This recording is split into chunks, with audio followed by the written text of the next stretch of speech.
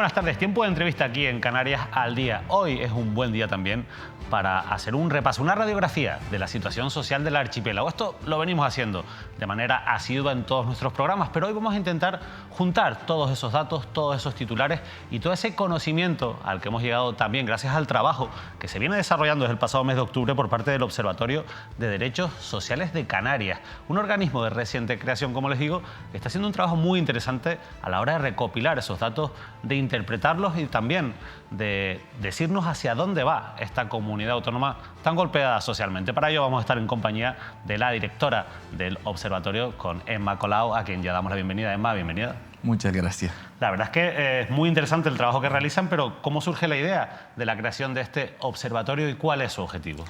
Pues nos damos cuenta, con el devenir de nuestros desempeños profesionales, trabajando y estando un poco en los movimientos sociales, que lo más que le hace falta a Canarias es conocimiento sobre su tierra, conocimiento objetivo, es decir, que se le traslade de tal manera que la gente lo pueda entender. A nadie se le escapa que la administración habla en un lenguaje que a veces recuerda al latín.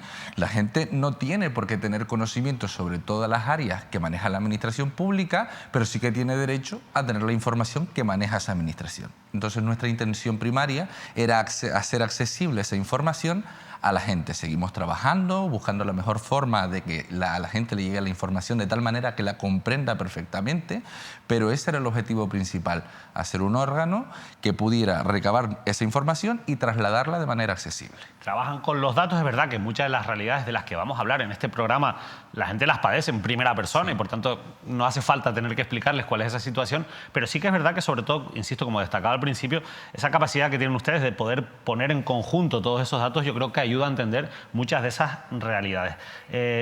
Empezaron, por ejemplo, con un informe muy potente sobre los presupuestos de la comunidad autónoma. Vamos a hablar en la segunda parte del programa de eso, Emma, pero el martes nos encontramos con una nota de prensa que nos ha llamado mucho la atención porque al final pone negro sobre blanco datos y cuestiones, insisto, de las que hemos ido hablando, pero que cuando se ven así de golpe demuestran la delicada situación en la que nos encontramos en Canarias. Voy a leer algunos titulares de esa nota de prensa. Bueno, ustedes hablan de que somos la comunidad autónoma donde más horas se trabaja y donde hay un mayor riesgo de tener una pérdida de la vivienda por impago. Pero veamos estos titulares. Canarias es la tercera comunidad con mayor desempleo del Estado y la segunda con más horas trabajadas.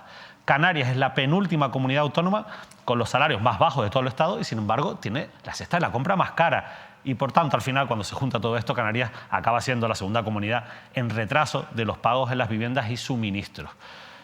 El problema de la vivienda, al final, está pivotando sobre toda la sociedad. Además, con este contexto en el que ustedes relatan, ¿es posible que tengamos acceso a una vivienda digna? ¿Y hacia dónde vamos como comunidad autónoma en ese sentido?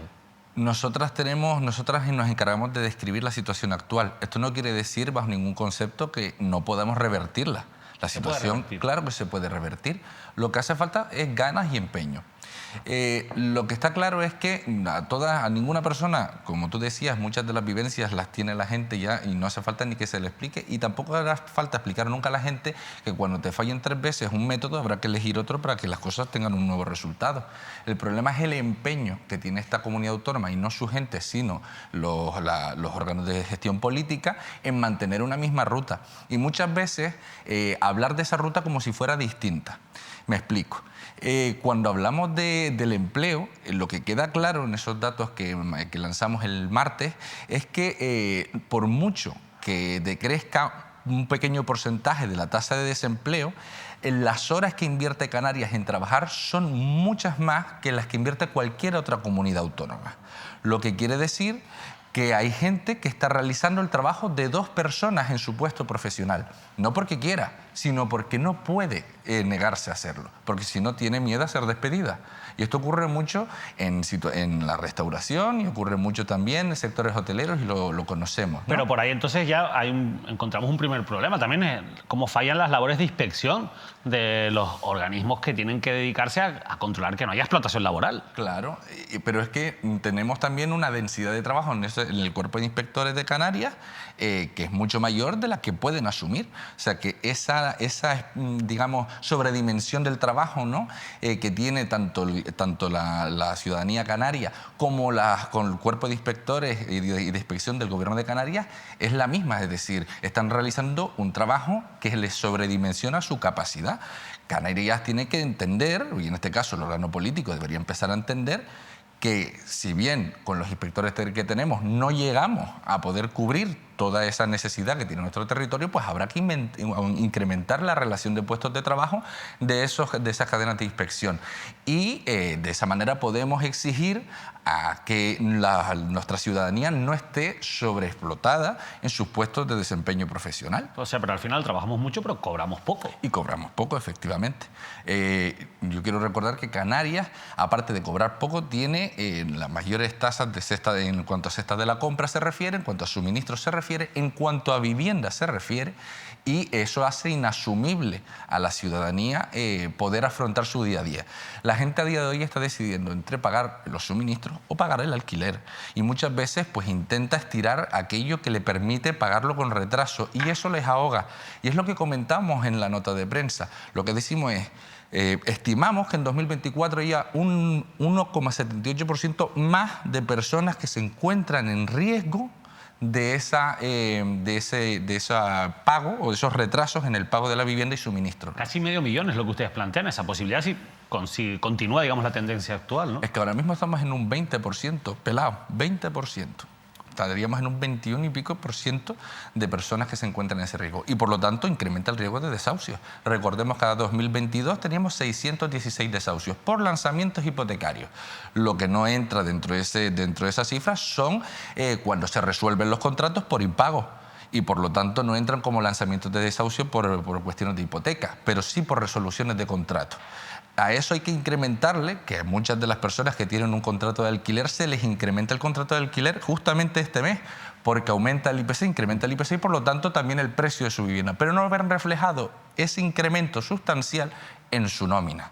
Recordemos que tenemos un incremento del 2 y pico % en las nóminas, en relación a la nómina total, lo que no quiere decir en relación a lo que aumenta dentro de su alquiler. ¿Y cómo se le da la vuelta? Decías antes, bueno, también se puede solucionar. ¿Cómo?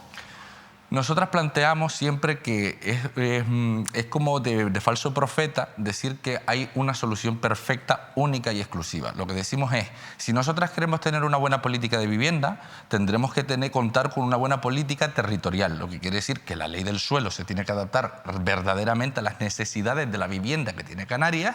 Esto quiere decir que el territorio se tiene que reestructurar y ordenar de manera que lo que las demandas sociales de Canarias primen sobre eso que determina la ley del suelo, que es, por ejemplo, los planes de interés general insular, ¿no? Es decir, la normativa actual no permite, o imposibilita, mejor dicho, que Canarias tenga una buena gestión de su territorio para las necesidades de la ciudadanía canaria. Cuando hablamos de productividad, no necesariamente tenemos que hablar solo de la productividad ligada al turismo o cualquier otro sector empresarial. Tenemos que hablar de que esa gente necesita un lugar donde vivir. Entonces, ordenar el territorio ayuda a esa productividad. Entonces, todas las políticas están encadenadas. Si nuestro presupuesto no tiene una buena partida para que se haga vivienda pública, no podemos hablar de una política de vivienda pública, por mucho que se pretenda hablar de la ley de vivienda vacacional. Esa no va a ser la panacea de los resultados. Eso es lo que planteamos. Si queremos realmente cuadrar un presupuesto y cuadrar una política pública, habrá que hacerlo en coordinación con el resto de consejerías. Ahí está Ordenación del Territorio, de Bienestar Social en este caso, hablamos de la Dirección General de Vivienda, hablamos de Empleo. Es que hablamos de muchas áreas y se tienen que poner de acuerdo, que para eso se han puesto de acuerdo. Al final estamos hablando de construir vivienda pública, que puede ser una solución, pero no es una solución inmediata, lógicamente, porque al final construir cualquier tipo de edificación lleva sus plazos y sobre todo si se hace a través de la obra pública, las adjudicaciones suelen ser normalmente bastante complicadas. ¿No hay un problema también administrativo en este sentido? Sí, claro, la desburocratización de la administración es un tema que además se ha hablado muy a menudo, ¿no? La gente está cansada de tanta burocracia que no acaba por resolver su derecho. También es verdad que cuando queremos hacer procedimientos de urgencia en la administración se hacen muy rápido. Es decir, que la administración tiene facilidades y tiene capacidad no solo jurídica y administrativa, sino capacidad económica para afrontar lo que dice que ahora mismo no puede afrontar.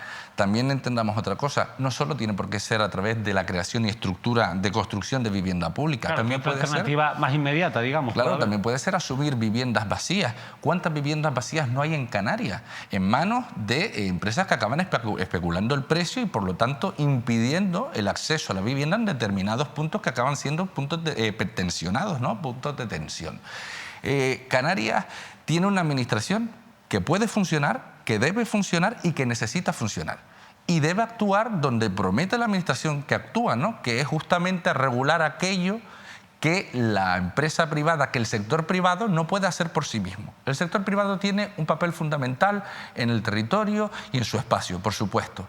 Pero la actividad pública tiene que primar sobre esa actividad privada y, por lo tanto, la administración se tiene que poner las botas en eso, en guardar el derecho fundamental a la vivienda de la ciudadanía. Pero, por otro lado, también es importante, lógicamente, que la capacidad adquisitiva se mejore, es decir, que suban esos salarios, claro, y que, evidentemente, tengamos una mayor capacidad de poder consumir y de mantener, pues, un nivel de vida aceptable. Muchos expertos de muchas organizaciones dicen que estamos creando trabajadores pobres. Ustedes coinciden con esto, entiendo. Efectivamente, y tipos de contratos pobres. Es decir, esto del fijo discontinuo, pues es bastante recurrente. Esto de las temporalidades son recurrentes, ¿no? Es decir, esto no hace falta ni que lo diga desde el observatorio porque entiendo que ya la ciudadanía lo está viviendo, ¿no?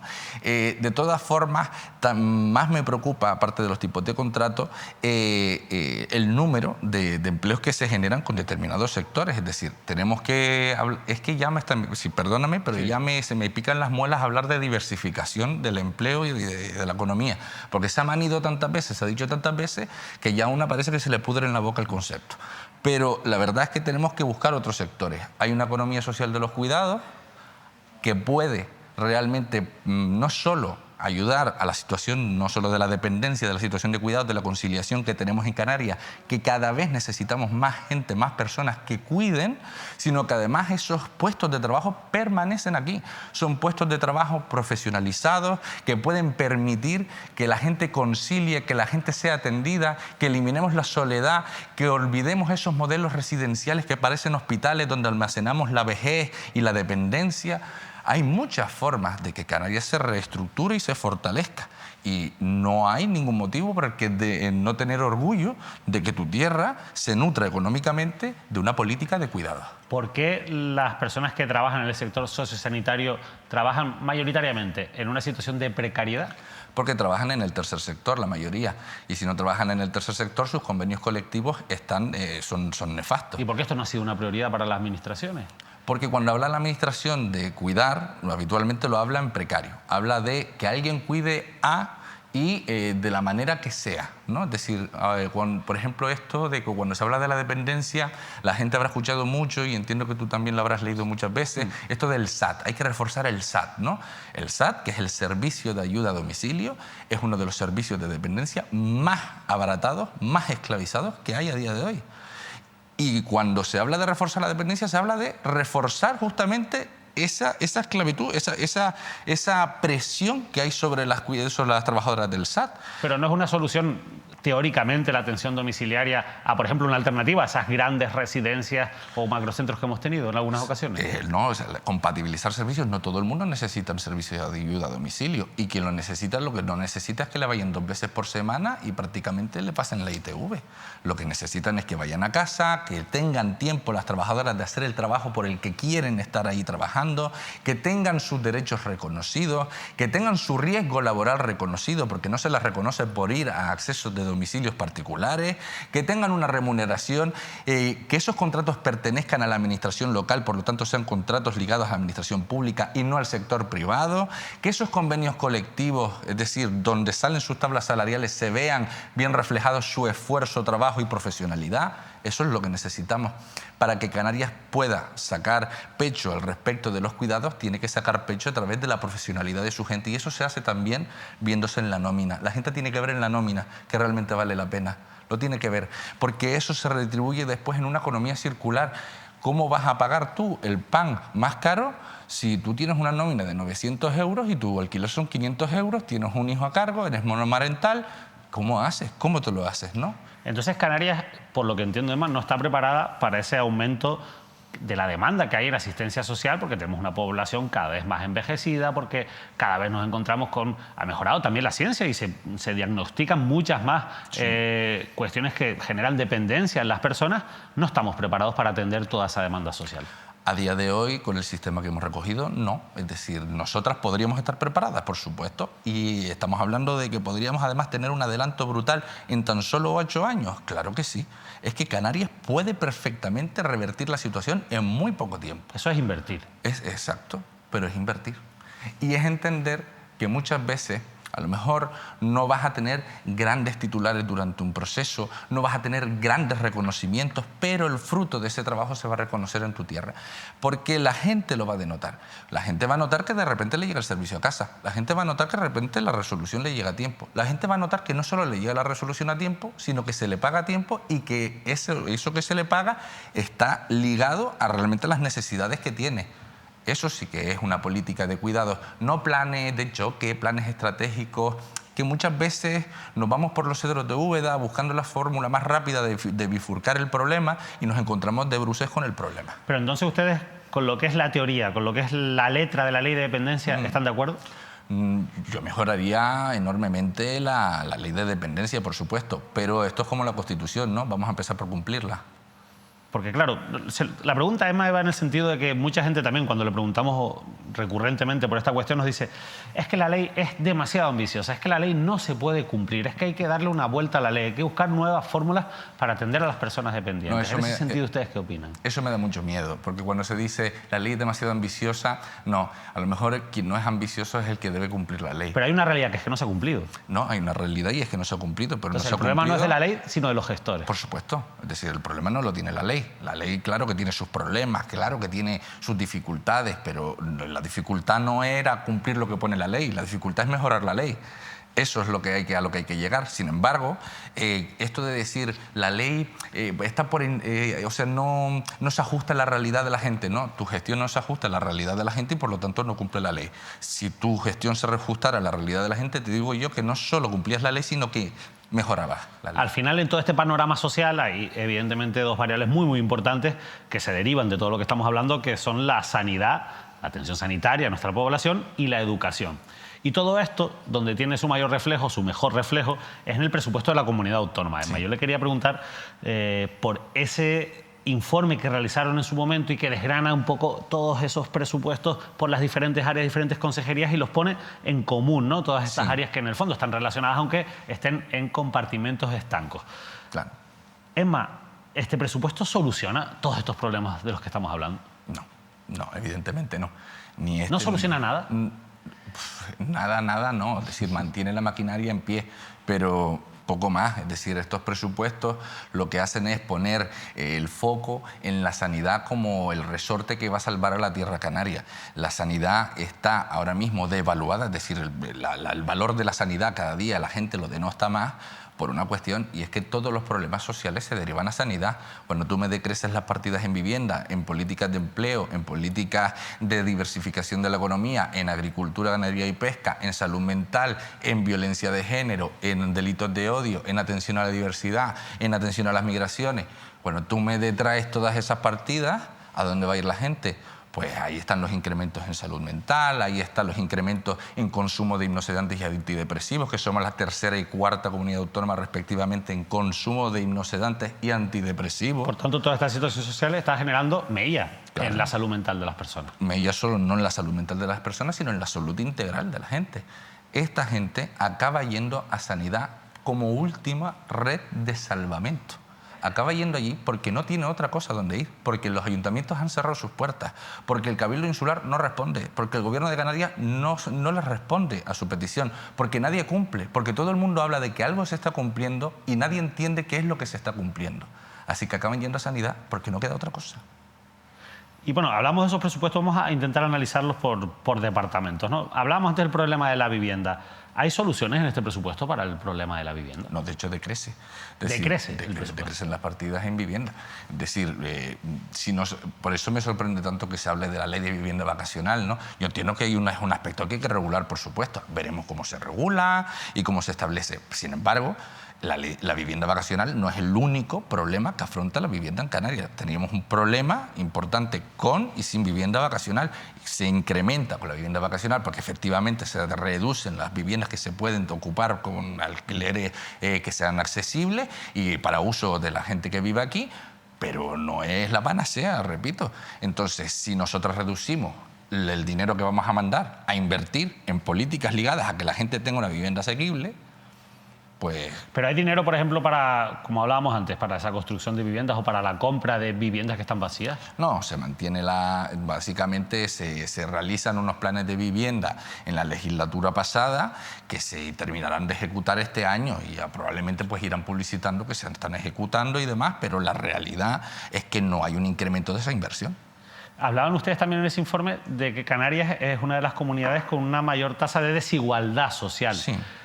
¿Hay inversión suficiente en ese sentido para intentar reducir esas desigualdades sociales? ¿Ustedes creen que van a seguir aumentándose? Se van a seguir incrementando, pero por una razón, el modelo.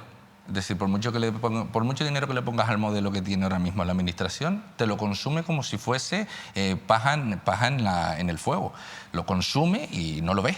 ¿Por qué? Porque la administración está utilizando un modelo que se me parece mucho y recuerda mucho a la caridad, a el concepto de ven a la administración, que te intento ayudar durante 3 meses y el problema ya deja de estar porque yo saco el expediente de la administración porque ya yo he efectuado lo que yo podía hacer.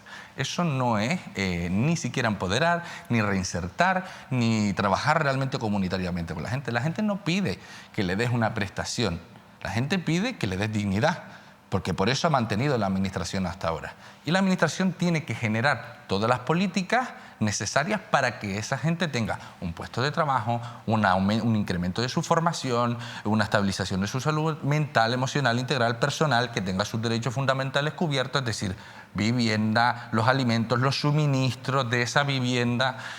Y claro, eso no es lo que se está encontrando la gente se está encontrando con una solicitud. Hablando de formación, ¿cómo ven ustedes con estos presupuestos al sistema educativo? Porque hemos visto a muchos colectivos quejarse de que la inversión ni mucho menos llega al 5% que establece la ley, pero en general, ¿cómo ven el sistema educativo en Canarias? El sistema educativo en Canarias, recordemos que en los 90, con el boom de natalidad, pues se realizan unas grandes infraestructuras educativas, ¿no?, en toda Canarias y se están cayendo a cachos, como la mayoría de las islas podrán denotar, y evidentemente no hay inversión para mejorar realmente todas esas infraestructuras que con el paso del tiempo se deterioran y que incluso en muchos de los casos incumplen con las normativas europeas para erradicar la uralita, que hemos tenido muchas veces ese problema, ¿no? Y ya en el modelo educativo canario, el motivo por qué no hay, si además lo ponemos en el presupuesto, en el informe de presupuesto, el motivo por qué no hay tanto absentismo escolar ni educativo. Eso es un dato interesante. ¿Por qué, a pesar de tener esas cifras tan negativas en el estudio, en el informe PISA y en otros indicadores, el absentismo no es una de las peores, no estamos en la peor parte del ranking nacional? No estamos en la peor parte del ranking nacional porque la juventud conoce que como salga del sistema público de educación, su destino es el paro estructural.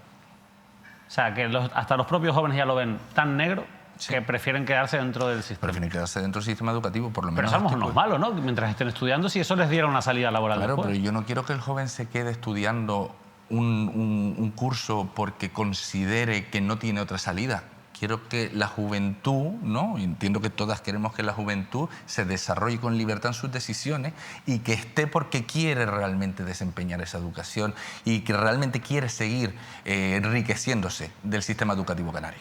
Aunque el observatorio nace en octubre, Emma, tú tienes mucha experiencia en el tercer sector y analizando también la realidad social de Canarias. Y claro, yo quería preguntarte si este presupuesto al final es un retroceso o un avance con respecto a los que veníamos teniendo de otros gobiernos, sobre todo con el conocido Pacto de las Flores, con un gobierno progresista del que se esperaba, o se espera que haya una mayor inversión en políticas sociales.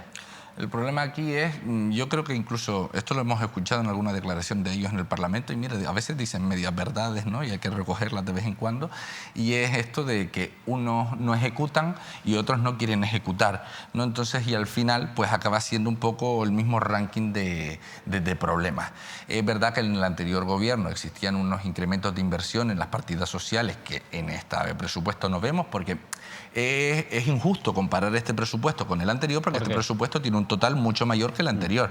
Pero si lo comparamos con tu propio presupuesto, ahí encontramos el porcentaje que corresponde a si has incrementado o no. Este presupuesto es un retroceso de muchísimas partidas. Digamos, por ejemplo, que hablamos tanto de soberanía alimentaria, que retroceden todas las partidas en cuestiones de agricultura, ganadería y pesca, el sector primario, a la misma vez que nuestro balance comercial nos dice que importamos muchísimo más de lo que exportamos, ¿no? Pero todo esto que te comento no dista tanto de otros gobiernos. Es decir, al final la línea es que siempre utilicen modelos que acaban por hacer a la gente no entender qué es lo que está mejorando. Si miramos con perspectiva la anterior legislatura y el comienzo de esta, la gente realmente ha tenido un cambio. Es decir, la gente realmente ha tenido una fluctuación en sus necesidades, en sus derechos. No, porque el modelo es el mismo.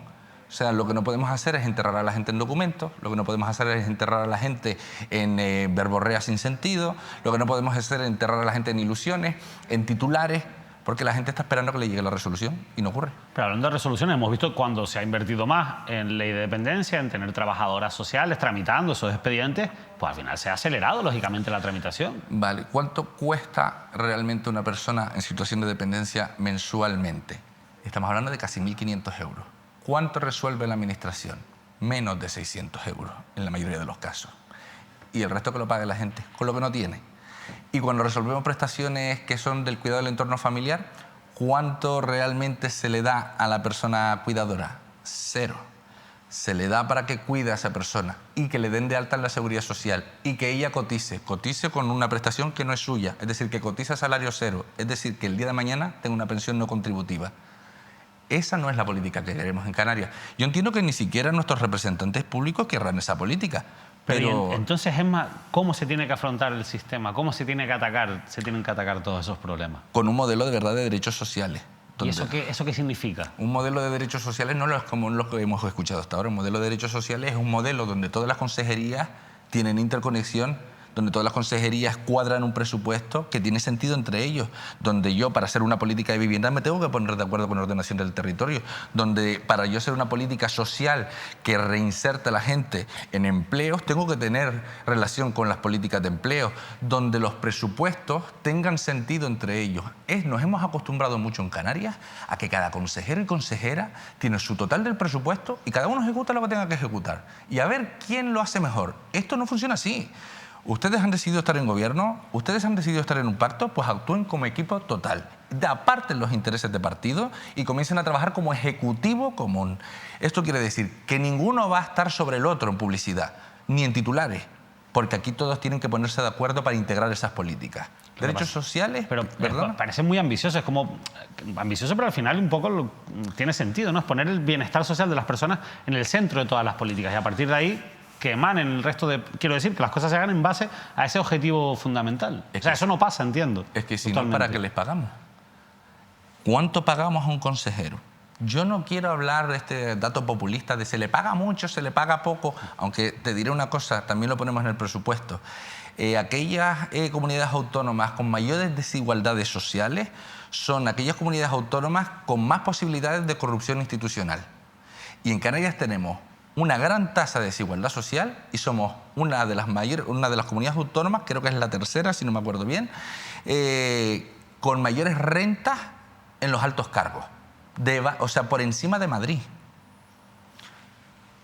Pues hagámonos el favor, o sea, respetemos un poco el sentido común. Ya no digo lo que cada uno piensa ideológicamente, sentido común. Si Canarias necesita que nos pongamos de acuerdo para poder salir de este bache, y después que se maten como perros, perdona que te lo diga así, David, háganlo. Están ustedes siendo remunerados muy bien para ponerse de acuerdo.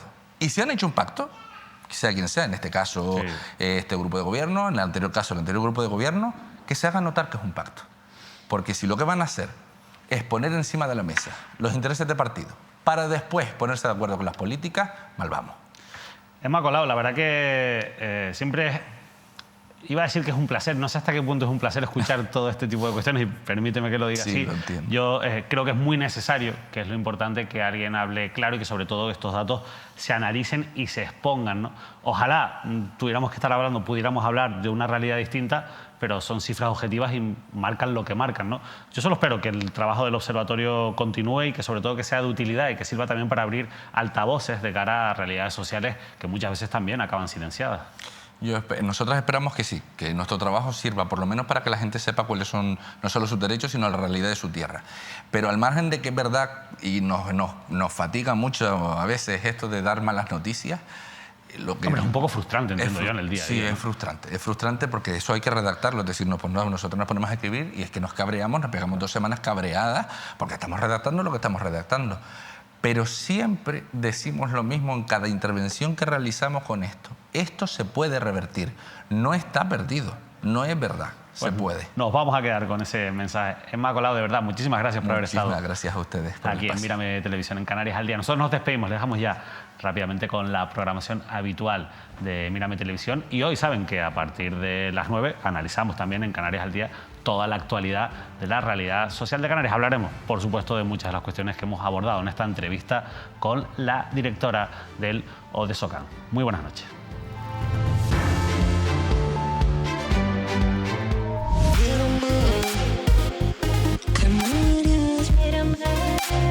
Ven